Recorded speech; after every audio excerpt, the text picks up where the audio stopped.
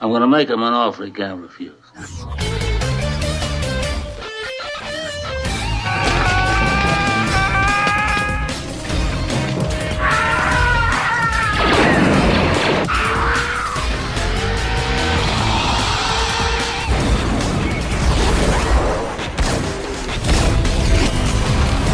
more you talk, the harder I want to hit you. I'm happy because of being here today. Fuck you.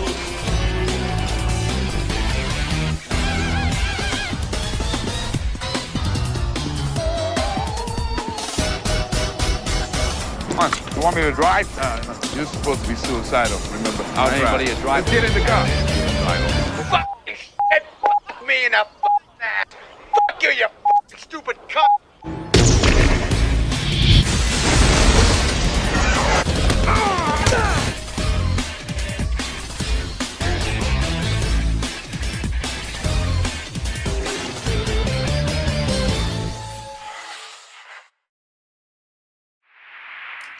To infinity and beyond.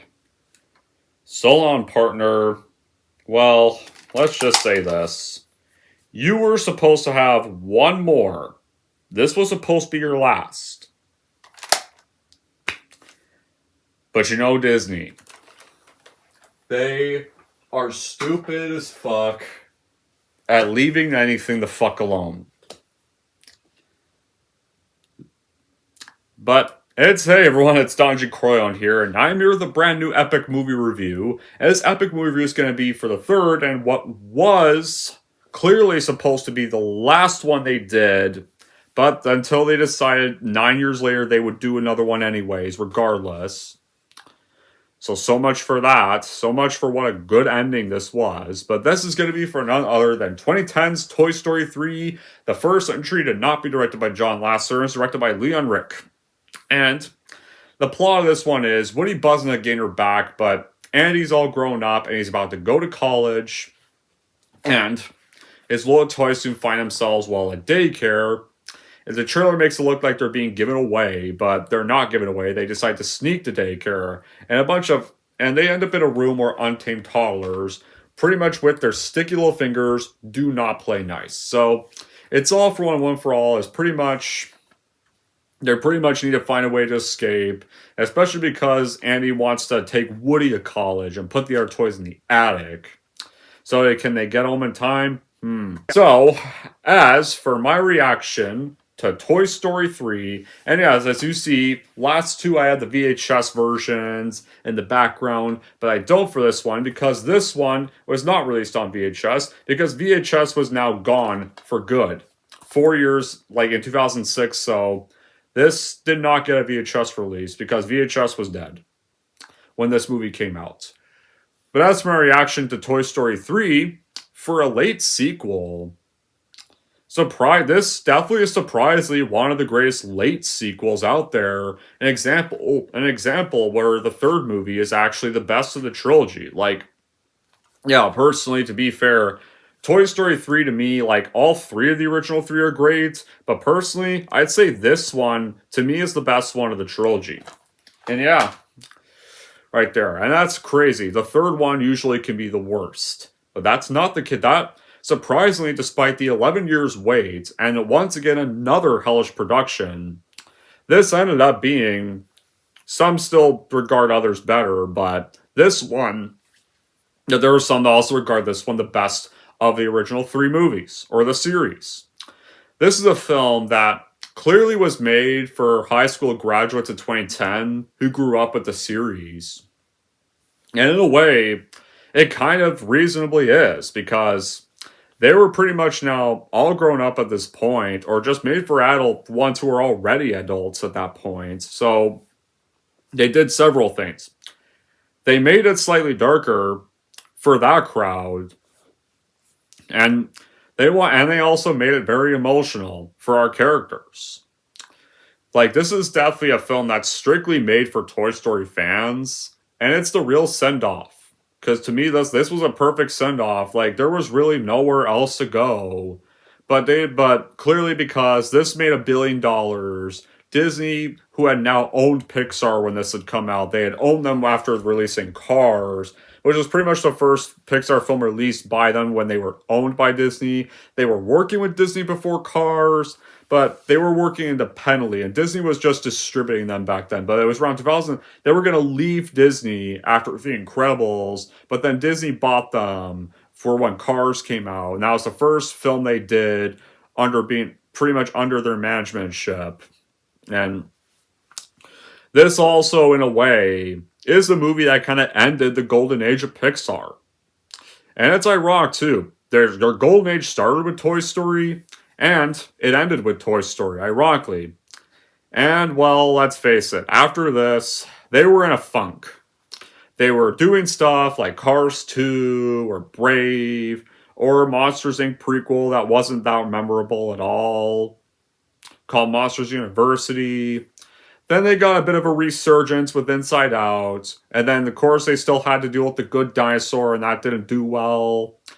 Then they released Finding Dory, a sequel that was successful, but was really not needed because Finding Nemo was already perfect lightning in a bottle, so you didn't need a sequel to that film. And then they did another Cars sequel, which also forgettable, but a slight improvement over Cars 2, that's really it. Then they had a resurgence again with Coco. They got lucky with Incredibles 2. And then they did Toy Story 4. Pretty much messed with the happy ending of this film. And ever since then, like, they originally said, we're not going to do sequels after Toy Story 4. Well, they lied. Because they're doing a Lightyear spin-off. They did Inside Out 2, which was fine. Not that great. And then, of course, we're getting a Toy Story fucking 5 now. Which actually, to me, from all the clips I've seen of Toy Story 5 so far, it looks like trash. Like, we don't need, like, the point of Toy Story is to capture a child's imagination and what toys go through when their owners aren't around. Here, we don't need fucking iPads in Toy Story. That's not the point. We don't need to know about technology. That's never the point of Toy Story. It's really, so to me, always, Toy Story 3 is the last great film in the series, and where they should have stopped. Now, how was this film made? So, it was around 2004, where, because, you know, like, it made sense why Pixar didn't make this film for a while, because Toy Story 2 had a pretty hectic production, and so there were disagreements between Disney and Michael Eisner and Steve Jobs in 2004, and so Disney was gonna make Toy Story 3 at Circle 7 Animation, which was gonna be their studio for Pixar's planned sequels at the time. And originally was going to be released in early 2008, and the script was developed in multiple versions. But after Disney bought out Pixar in 2006, Circle 7's version was canceled. And as a result of Circle 7's closure, production went and transferred to Pixar, and a new script was developed. And Randy Newman would come back for the film's score, because you can't have Toy Story without Randy Newman. You cannot. If you didn't have Randy Newman, it would feel lifeless. And it had a budget of $200 million, and Toy Story 3 was the first film of the series to actually have an expensive budget. And there were a few story ideas that weren't all that great before this, and so it made sense why those versions were scrapped and why this took a while to make. So obviously Pixar first probably didn't want to go for another hectic production with 2 again, so they held off making sequels for a while. And then, of course, Circle 7 shut down. And then they moved to Pixar after John Lasseter bought Disney back then. And so Pixar eventually decided to make the film. And I'm glad it ended up being made at Pixar, because if it was made at a different studio, it'd be like those direct-to-video Disney sequels. And it would have fell for the third film, Curse, probably. But after the film was shot and completed, Toy Story 3 premiered at the Film Festival in Italy on June 12, 2010, and was released in the United States on June 18, 2010. It was the first film to be released theatrically with Dolby Surround 7.1 sound, and like its predecessors, it received 2% less than the first two, but it still got critical acclaim from critics, for the voice performances, the screenplay, the emotional depth, animation, Newman's score, and it made over $1.067 billion worldwide. And it was the highest grossing film of 2010, and for a while was the fourth highest grossing film of all time at the time of its release. And it was the first animated film to reach $1 billion at the box office. That record, like the highest grossing animated film of all time at first before this, went to Shrek 2. And so Disney had claimed that record with this film. And then, of course, it had that until Frozen came out. And for a while, till Incredibles 2 was Pixar's highest grossing film. And for the National Board Review, they named Toy Story 3 one of their top 10 films of 2010, and among the numerous awards, Toy Story 3 was nominated for 5 awards at the Academy Awards, and it won Best Animated Feature, Best Original Song, and another interesting thing, it was the third animated film to be nominated for Best Picture, behind both Beauty and the Beast and Up. And so far, it's the last one to have been nominated for Best Picture. And you know something? I don't think there's going to be any animated films that are ever going to be nominated for Best Picture, probably again. And I don't think Beyond this, and no, those who hope Beyond the Spider-Verse comes out if it ends up being good, I don't think that probably will, because to be fair, when Beyond the Spider-Verse, what's coming out, that's meant to be a part 2 of the last one, really. Toy Story 3 was a complete story. And the reason why it's nominated for Best Picture was because it took an entire 14-year-long story and really sent it out on a high note. Like, there's reasons why it was nominated for Best Picture, and no other animated film has really come close to that ever since. Like, the first 3 took their 14 years to tell their entire story. Right there, and it paid off well. Like, I remember when the teaser came out in 2009, everyone was hyped for this film. The hype was out the door. In October 2009, they re-released the first 2 in 3D, and pretty much during that re-release, I think after the first film, you would get before waiting for Toy Story 2, you would then get a teaser. I mean, you would get another trailer for Toy Story 3 that showed more of the plot and showed them at the daycare and stuff. Like, it was out the door for everyone, all ages. Alright, so here are the epic good qualities story of Toy Story 3. So, it pretty much, what this film does great is, it does what was foreshadowed in 2, where Andy is finally grown up, he's now 17, he's graduated high school, he's off to college in a few days, and his mom is putting pressure on him to get rid of his old toys, either throw them out in the garbage, or donate them to other needy children, or just put them in the attic. You know? Like, put him in the attic for, like, maybe if he has kids of his own and give them to them. Which wouldn't be that bad of an idea. And Woody, the brave leader of the toys, Andy's favorite, is able to dodge a bullet, but because Andy decides he's going to keep Woody and bring him to college, but this puts himself in a line of fire when Buzz and the other toys get thrown out, because at first they believe Andy threw them out, but that was not the case, though. It's Andy's mom thought the bag was trash, but they decide to go to Sunnyside, and they get welcomed with open arms by the other toys there. And this introduces us to a certain character named Lotso, who smells like strawberries, but is not really what the package says he is. He's clearly not at all anything the package says, and I'm going to get to why. And there's this Ken doll, Ken doll that's nice to hear. It's nice to hear the voice of Michael Keaton as the character, but this is the character I'm just on, and I'll get to that part later. And it turns out, and then there's a twist where the daycare is actually a prison at night, and Lotso runs the place with an iron fist, pretty much very Big Brother 1984 styled. It has a very tragic, and while he does have a tragic backstory, he's still a villain, he's still a bad guy. That's how villains should still be. Sympathetic story or not, they're still bad guys. Now, nowadays, if this were made today, Lotso would probably get a half-baked redemption. And that would have been stupid.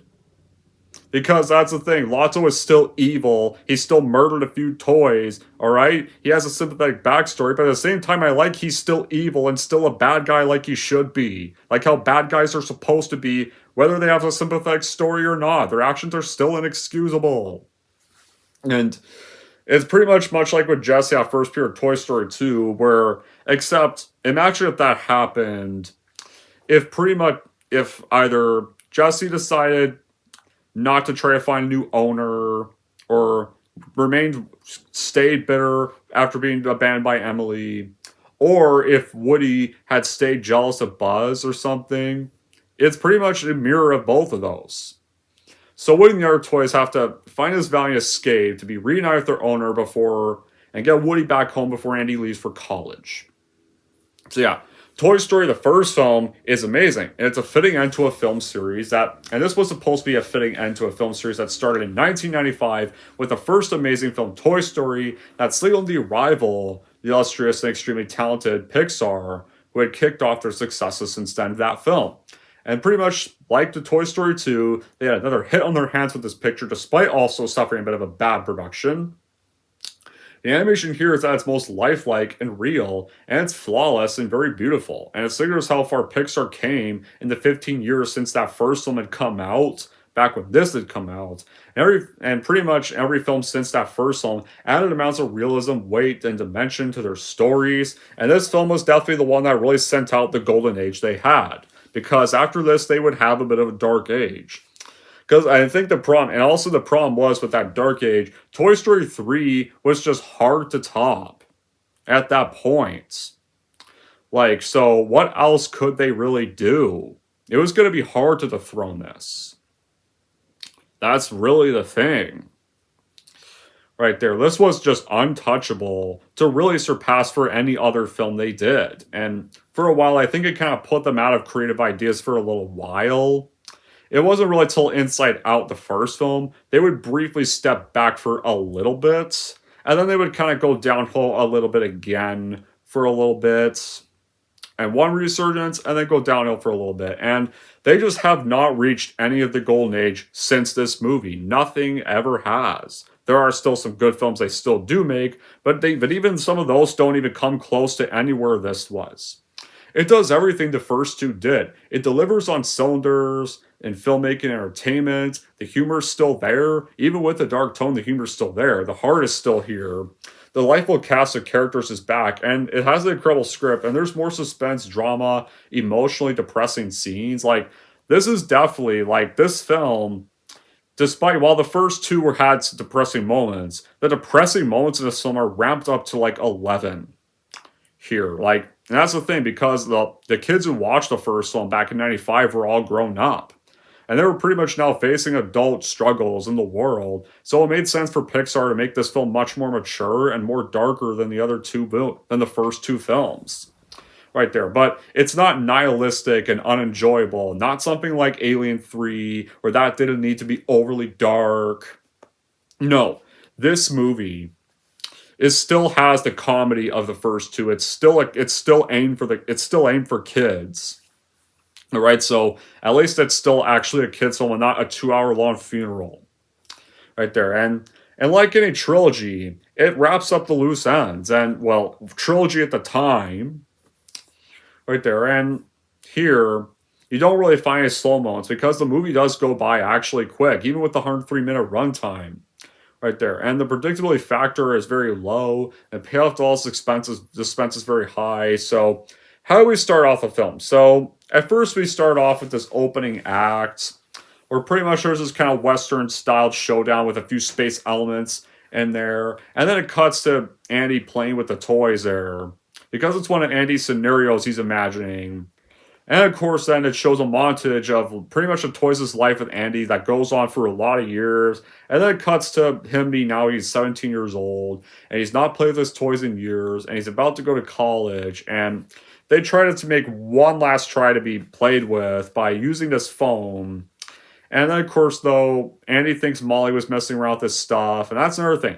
Remember the first two films when he would pretty much add Molly's toddler antics or messing around as part of his imaginary scenarios right there. Well, now this time around he's kind of more annoyed with Molly entering his room now. Like, Molly's not that sweet toddler you remember the first two anymore. Now she's basically more of a normal kid that was around Andy's age in the first two films. And then she's obsessed with taking over Andy's room throughout the film. Really, so. But yeah, I do miss a taller Molly. And of course when the kid Andy in those scenes, like when he pretty much would allow, like, he didn't mind if Molly Ramley entered his room and would kind of just would add it as kind of part of the games he played with his toys, right there. And so pretty much then his mom comes in and tells him about the deadline. He has to pack up for college, and so either stuff goes to college or attic, or it gets thrown out if it's not. And so he pretty much decides to finally pack the toys in the attic, although he's pretty much tells Mother when he asks if they want to donate or get rid of the toys. No one's going to want those toys. They're junk. Well, now, even though he calls the toys junk, he's clearly only saying that because he doesn't want to give those toys away. He still really likes those toys and doesn't really want to give them away. So he's just saying they're junk.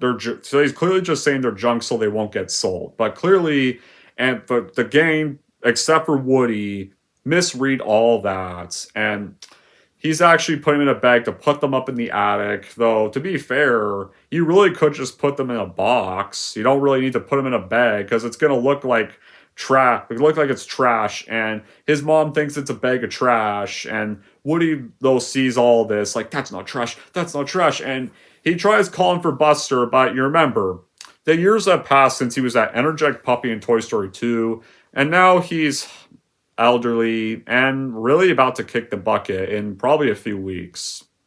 And so, like, Buster just kind of sleeps on Woody. He's like, no, Buster, no! So, sadly, you can't really use Buster for help anymore at that point. Because I think Woody forgot about that. And so he pretty much has to try to save the toys, and Buzz tries to use the point of Rex's tail to get out of the garbage bag. And another thing, the garbage man in this scene, guys, guess what? That's Sid Phillips as an adult. The one who's listening to his headphones and drumming on the garbage bins. That's Sid as an adult, apparently. They even confirmed that's actually Sid. So it's kind of ironic how after we saw him be traumatized by the toys coming alive in the first film, he's kind of just grown up and just kind of moved on, really. A little bit quick, and he's now a garbage man. Ironically, now more obsessed with listening to music while working. Right there. So, he doesn't really seem to care much for torturing toys anymore, or doesn't really seem to remember the incident that much. That's all we really see of him is just one or two scenes, and he doesn't have any speaking lines. But, yeah, that's apparently Sid. Yeah, that's villain from the first film. Back for those two scenes, and pretty much after like the toys escape, and like, oh yeah, before this I should have mentioned this, like Sarge and the soldiers, after that operation failed, they basically kind of leave the game, and I kind of would, I really don't think that should have happened, because I kind of would have liked to see Sarge actually kind of play a role in the story. I kind of would have liked to see Sarge go on an adventure with the gang, and maybe see a bit more of Sarge. After just really more minor roles he had in the first two, I kind of would have liked to see him play a bit more of a role in the story. Right there, and kind of instead of really just kind of leaving the game after that failed attempt to be held. Right there, and so, oh yeah, and of course, like, Molly also has to donate a few toys, and she donates this Barbie doll named Barbie in a donation box, and after the toys escape, they have an argument with Woody about being like thrown out, and so they decide they're going to Sunnyside, and so pretty much then they see Barbie in a donation box, and she's crying about being donated. Like they pretty much, she has that line, pick you up and throw you away, and like it's definitely nice to hear Jodie Benson as the voice of Barbie. Now, as much as I didn't really care for the Barbie character that much, like I did like the voice work behind both her and Ken there, and of course, like, Woody still tries to convince them of the truth, and he tries to worry about what daycare is like. Like, daycare is a sad, lame place for toys who have no owners. Just wait, you'll be begging to go home. And, well, they are going to be begging to go home in a little bit, not for the reasons Woody thinks. Yet. So what I like about the opening act is, for the first time ever, when the movie starts, we actually, how Andy does all those scenarios this time around, we actually get to see all of Andy's imaginary scenarios play out from the toys' perspective, where it actually feels like you're watching an intense sequence of a Western movie that has a lot of genres, becomes a sci-fi. It takes all the imaginary foes of the first and second. You got One-Eyed Bart, Potato Head, and Adam a wife named One-Eyed Betty for Mrs. Potato Head, have like the aliens be their accomplices. You have now Jesse and Bullseye be Woody's new allies, trying to save a train of orphans, which are the troll toys. And then, of course, then adding Buzz saving the troll toys and saving Woody at the same time. And then, of course, adding evil Dr. Porkchop Ham for that game in Toy Story 2, and the Death by Monkeys machine thing he has, that pretty much then goes off like a bomb. And you get callbacks to the first song. I brought my force-filled dog, and I got my dinosaur who eats force-filled dogs. And when Jesse calls it out, Rex, who, by the way, guys, is actually designed off a Jurassic Park toy. He actually, when he emerges from the dirt, actually has a T-Rex roar from Jurassic Park in this sequence. So, right there. And of course, when the Death by Monkeys goes off, it really does feel like a Doomsday-style bomb. When it consumes Rex, like, ironically though, Rex just stands there and doesn't move. Like, run, you idiots. And of course, then it cuts to, and it turns out it's actually one of Andy's scenarios where Andy's playing with his toys again. And then they get the montage of Andy's childhood being recorded by his mom, and he starts to grow, and Randy Newman's You Got a Friend in Me song ending with, our friendship will never die. And then the real plot really kicks off. And like Toy Story 2's subtle and underlying themes, Toy Story 3 revolves around the group of toys and their last adventure. And it dwells far deeper than that. The movie's about the toys and circumstances, winding up in a daycare that turns out to be a prison, and Andy's headed for college, and Woody's not ready to let go of his owner and the memories that follow. The deeper aspects involve aging, growing up, and moving on. And of course, like, Michael Arndt is behind the screenplay. He does a fantastic job in this third trip of the world toys. He still gets help from John Lasseter, Lee Unruh, who this time is now the director and not John Lasseter. And there's still references to PIXAR, other films, and previous Toy Story entries. And not only that, you even get nods to the influences of like another animation studio called Studio Ghibli, with one of the toys at Bonnie's house being a plush of Totoro from My Neighbor Totoro. So it feels like Disney really recognized their partnership with Studio Ghibli and decided to add a brief little bit of that with one of the new toys in the film. The writing also not the only thing that's on par with the first two films. The voice acting is also once again phenomenal with the great talent they have. Like Tom Hanks and Tim Allen are still good in their time together. While sadly they don't really get much scenes together on screen, they still have good chemistry with one another. You still got Joan Cusack and Wallace Shawn and as the late Estelle Harris, the late Don Rickles, Blake Clark, who's now the new voice for Slinky, who's because late Jim Varney had died some time after the second film. May also rest in peace. Yeah, John Ratzenberger as Ham, and some newcomers like the late Ned Beatty, who voices the villain Lotso. Yeah, aka Otis from the older Superman movies, and actually does an intimidating job as the character. And this was a guy who played this dim-witted moron comic relief sidekick of Lex Luthor in the older Superman films.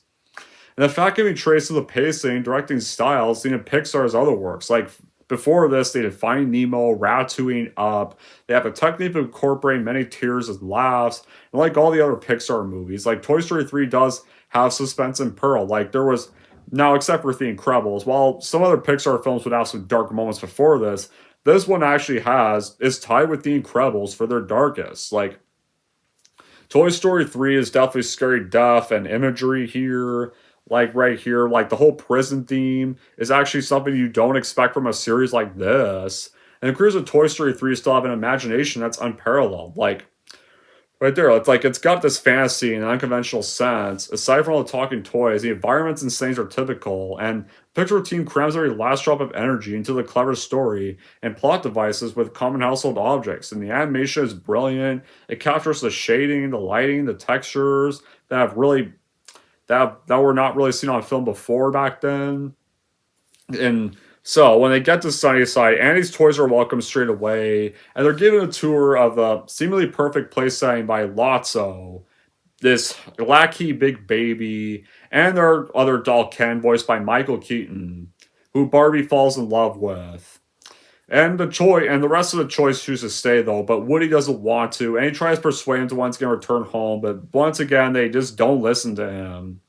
And when Jesse tells him that Andy's all grown up and Woody sees his last straw, is like, fine, I can't believe how selfish you all are. And unfortunately, Buzz also refuses to go back home with him. But he does try to give him one last handshake, but Woody turns off. But Woody just storms off, and Bullseye also tries to go with him, but he tells Bullseye to stay twice, and then Bullseye kind of backs down like a dog sadly after Woody yells at him to stay. And although like Woody does feel a little bad, and he pretty much tells him, look, I don't want you all alone in the act, all right? Now stay. And because yeah, that is true.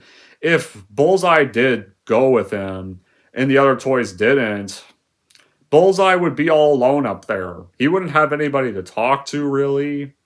So it does make sense there why Woody would tell him to stay, in a way, because he still does care about Bullseye in that bit. So he tries to get out with this glider. He tries to get out through the door for the bathroom, that uses his glider, and of course it malfunctions, and then he ends up in the hands of this other kid there from that place named Bonnie Anderson, who finds Woody and then takes him to her house, pretty much then places them in their other toys, which are voiced by Timothy Dalton, aka the villain from Live Free. No, I was thinking of someone else. Timothy Dalton, Jeff Garland, Kristen Schaal. Who it's nice to hear them as these three, even though they're not really in the film much. And another one of them is also voiced by Bonnie Hunt, and right there. And this is a nice creative sequence right here, where it's clearly the first time Woody's been played with in a while.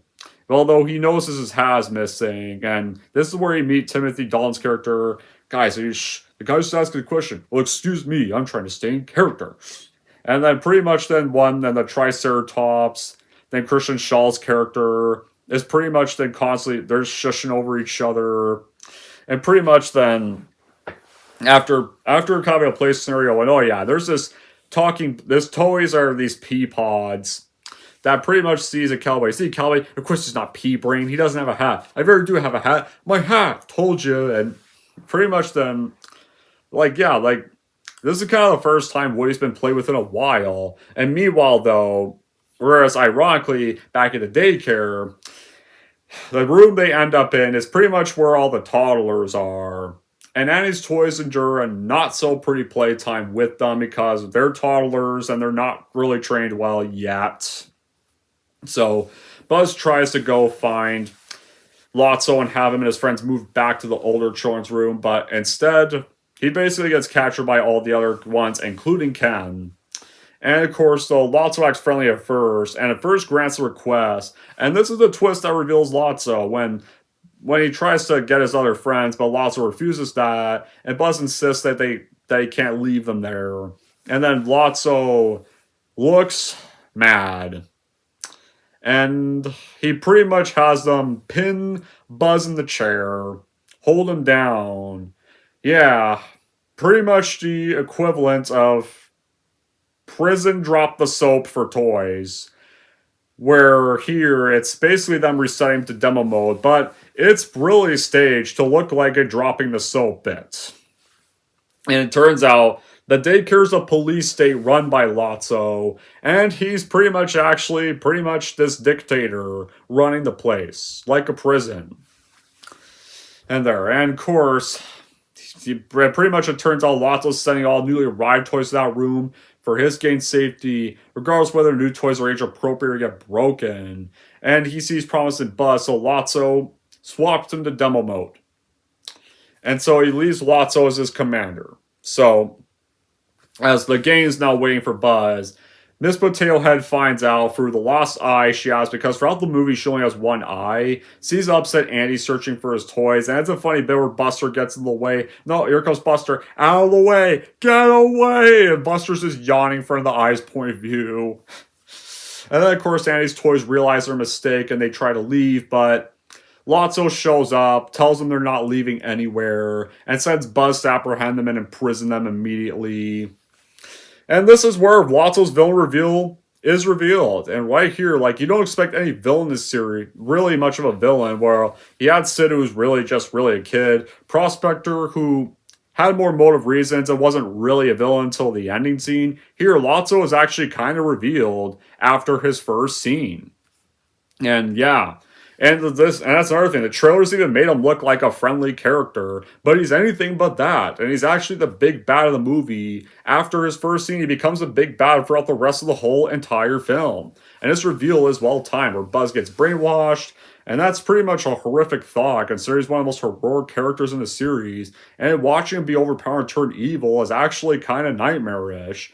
And then pretty much forced to imprison his friends is just unsettling, especially when Buzz emerges from the shadows in front of Jesse, resembling something of a horror film. Like, the old level of characters are all here. They're joined by this army of new ones. Each one of them has real personality, and you can recognize them in characteristics of someone. But vision with their attitude express different things, and you feel that these toys stand for. It's fun to recognize them in some archetypes or features that people would know.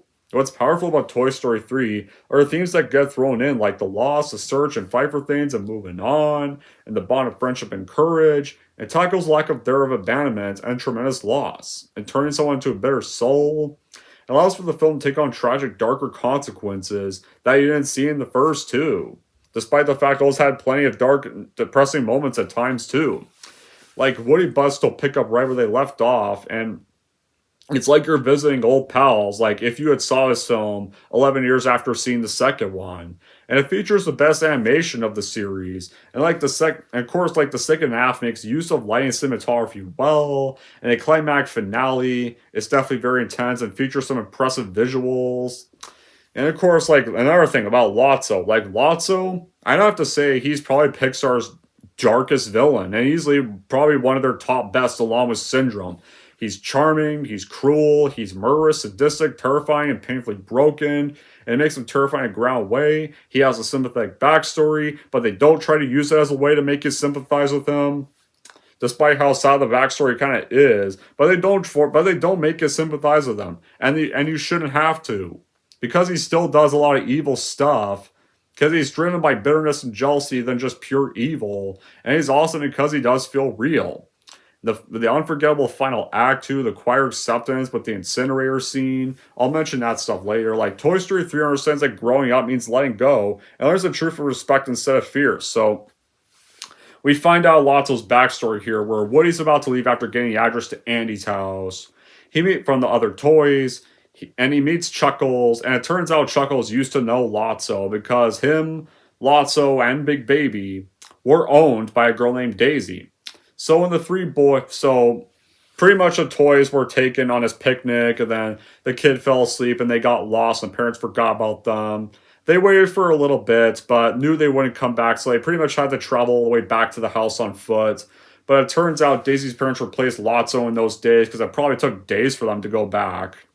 And then, of course, Lotso then gets all angry and jealous, and pretty much convinces Big Baby and Chuckles that Daisy replaced them. And so the three went to Sunnyside, and Lotso took it over as a dictator. And though the only reason Chuckles was able to escape is because Bonnie found him and took him back to her house at that time. And here's the thing, now, it looks like even all the ways out seem pretty easy, but they're really not. Because there's a symbol-bane monkey who's basically Stephen King works, and it's pretty much like the Big Brother telescreens for Pixar, where pretty much he, like those telescreens in 1984, can watch anything the toys try to do, and if they even try anything, he'll alert Lotso to basically kill their ass. Which is creepy enough already, but it pretty much then, it really goes up to 11 whenever he sounds the alarm, makes the monkey screeching noises. Because he's pretty much Lotso's top security guy. And then, of course, when Woody and Slinky have to ambush him so they can escape, because they have to get rid of him or they're not going to escape. Like here, he clearly knew Woody and Slinky are in sight, and he pretty much then jerks his head and does a screech at the top of his lungs, and Woody's scream response really just says it all as well. And so Woody's able to get back to Sunnyside, and he reunites with his friends, and so he learns from the phone that getting rid of the monkey is going to be the only way out, because without him, the daycare is actually pretty easy to escape. The only reason nobody escapes is because that monkey always sees them, and immediately alerts Lotso and his thugs to basically beat their ass up and kill them. Off screen, you can clearly tell the three that you try to escape in this montage were probably killed just the way Big Baby approaches them and stuff, pretty much Zombie approaches them in a way, so they initiate this escape plan, so they pretty much are able to get hold of Buzz, and they accidentally send him to Spanish in the process, and he then befriends Woody and begins this relationship with Jesse, and meanwhile, though, how this got, it's because Barbie had to get the manual from Ken, who at first, like, tricks into letting her out, and then after showing a few clothes, she attacks him, rips a few of his stuff to get the instructions out, and then, of course, then they're able to escape the building, and they get as far as Sunnyside's dumpster, but Lotso and the gang, how they probably got alerted is, maybe the monkey probably escaped, and probably did alert them. Obviously, I think he probably was able to escape the tape he was tied in, and obviously was pretty much able to alert Lotso that they escaped. Clearly, or like that. And then a trash truck is approaching, and and Lotso pretty much has him a choice to go back to Sunnyside or be thrown in the dump.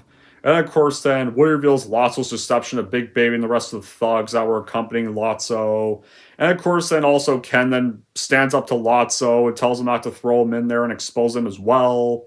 And then Big Baby pretty much throws Lotso in the dumpster, and they try to escape after that, but Lotso's able to put Woody into the dumpster, and so and his other toys have to go back to the dumpster, and they go into the truck. And this television hits Buzz and restores him to his actual personality. Like, here with the animation, the moves of the characters are very perfect. Like, Ken and Barty's robotic moves are definitely breathtaking.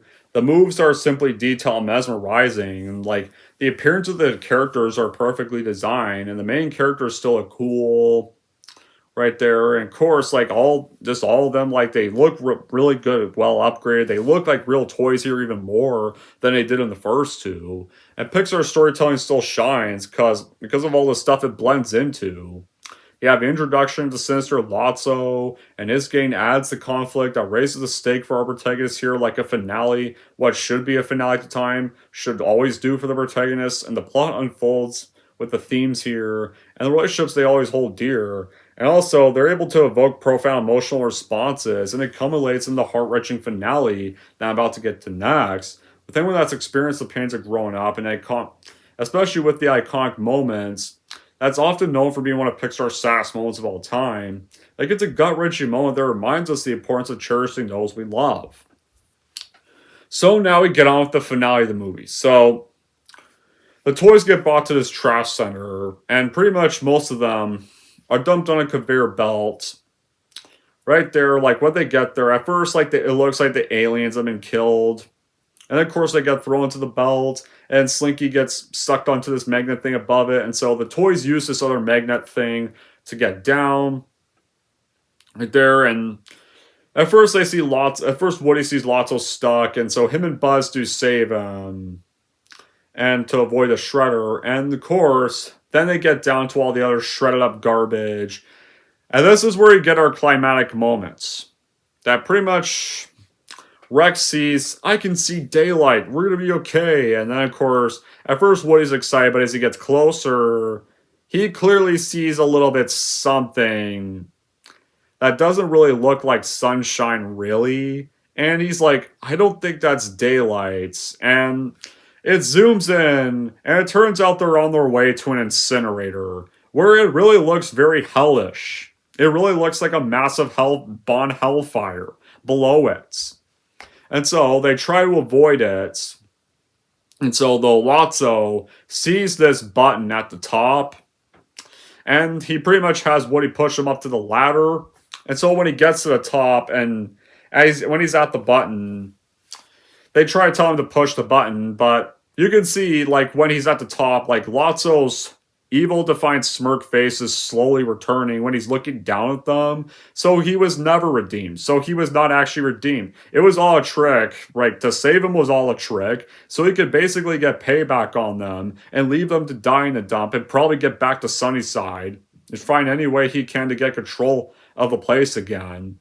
And so he abandons them to their doom, and they fall to the incinerator, and they're trying to escape, but because the garbage is just sinking in, no matter how much they try to climb away from the fire, like, they basically just fall closer and closer, and they realize they're about to die soon, and they just give up. And this is a really ballsy move the film does. it really actually makes it look it. While a part of you knows they obviously will probably be saved, it really does kind of well. It actually makes it look like they won't right here because the last you saw the aliens, they got bulldozed away or something. So you thought they probably died, but and of course, so they make it look like no one is coming to save them. They're pretty much believing they're about to be dead at this point, so they just accept their fate and they hold hands. And it starts like with Buzz holding Jesse's, then Jesse holding Bullseye's, and Slinky, Ham, and Rex holding each other's, and then Rex holding Potato Head's hand, and Potato Head holding his wife's hand, all ending with Buzz holding Woody's hand at that point, and they all close their eyes, and Woody's the last one to close her eyes, but just as that happens though, the aliens do apparently survive, and they're able to rescue them from the claw. And yeah, I can see why a lot of people call this one of Pixar's scariest and saddest moments, because it's actually heartbreaking to really see these guys actually accept their fate after getting out of so many situations, and actually making it look like they're doomed to die. And yeah, like sadly, I think a lot of industries took the wrong lessons from that, and it's decided to make nihilistic finales where lead characters you love die. Eventually, it did take years though, but eventually that would happen. And they're able to escape with a renewed enjoyment of life. And but Tayl's like, you know that bad stuff I said about Andy's attic? I take it all back. And meanwhile, though, Lotso gets found by this garbage guy, and he gets strapped to this truck's radiator grill. And to be fair, that wasn't really a satisfying defeat. I'll get to that later. And so Woody and his friends are able to get back home in another garbage truck, and they get back to Annie's house. They clean themselves off and from all the daycare and the garbage. And so they get back, they say their farewells to Woody, and though when Woody sees Andy like hugging his mom goodbye and ensuring that his mom will always be here for him, Woody gets this emotional look on his face. And he knows he'll always be with Andy no matter what, and decides he doesn't need to go to college to be with Andy. He'll still be there with Andy in spirit. And so he pretty much writes this note on the box his toys are in to donate the toys to Bonnie, who lives nearby. And so Andy takes them to Bonnie's house, introduces his toys to Bonnie, and is surprised to find Woody at the bottom of the donation box. At first, it does well, and kind of waiting for this moment to show that Woody stayed with them. And Bonnie recognizes Woody, and he's hesitant to pass him on to her. But he agrees to, and Andy has one more playtime with his toys with Bonnie before he goes to college. And then Woody bids him a farewell, and the toys begin their new life with Bonnie. And that's not the end of the movie, because the end credits show Woody and the other toys learning from Barbie and Ken that life has improved at Sunnyside. And of course, a more monologue of them enjoying their lives at Bonnie's house. And of course, the last bit is pretty much Buzz and Jesse dancing to the Spanish version of You Got a Friend in Me by the Gypsy Kings. And that's how Toy Story 3 ends. Many call it one of the saddest things of all time, but really it's more bittersweet. Yeah, it's emotional when he gives them to a new owner, but it's a new owner who's going to take care of them and still play with them much like Andy did. And Andy gets one more time to be his child self again. And plus you have a happy montage of the new Sunnyside and Buzz's Spanish dance and credits montage that prevents it from being a depressing ending. Yeah, it's sad, but it's not one of the saddest things ever made. It's still a happy ending. Alright, so now do I have any bad qualities? I'd say for bad qualities, I wasn't really big on the Ken character or his romance with Barbie because it just felt underdeveloped. Like when Barbie finds out his work with Lotso, she jumps him and joins her friends in prison. And then for a part of the escape, she goes to Ken's dream house for instructions and enjoys his clothes, but then just ties him up to a paddle and rips his stuff to get info out of him. And then Ken just suddenly joins forces with Woody and his pals after that and just exposes Lotso's deeds, despite the fact that he was involved in all of Lotso's bad deeds and probably helped kill a few toys, so his redemption just felt kind of hollow and not really earned. Right there. And of course, none of the Slugs' redemptions were earned either, maybe minus Big Baby, because he was with Lotso when he got replaced, because they probably also murdered countless escapees under Lotso's thumb for who knows how many years. So really, they kind of should have been punished too, because they were kind of in on Lotso's crimes still. Like, Big Baby was the only one really worthy of any redemption. Plus, Barbie I was on because she wasn't really a character in the first two either way. And at times it kind of feels like the toys regress back to their first themselves and they don't listen to Woody. And also, Bonnie's new toys, they don't really play much of a role in the film, so they didn't feel much interesting either. But other than those, Toy Story 3 to me is the second best animated film ever made, and the true conclusion in my eyes. So in the end, I would say definitely still continue to rewatch and still buy Toy Story 3 for your collection for sure, no doubt. Anyways, that's it for my review of Toy Story 3. If you want to rank Toy Story 3, here's how I'm going to rank this movie. So overall, if you still love the first two, this is definitely the perfect send-off and what should have been the send-off, so I would still continue to rewatch this no matter how many times you've seen this film. And if we're not going to rank Toy Story 3, I'm going to give Toy Story 3 a damn 10 out of 10.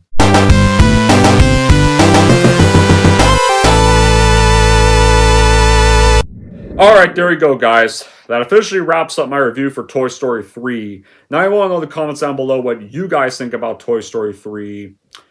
Whether you really love it so much as the first two, or whether you just like it, fine. And until then, guys, that'll be it for this review. Thank you all for watching. If you like this and want to see more, then don't forget to like, subscribe to Don G. Corleone.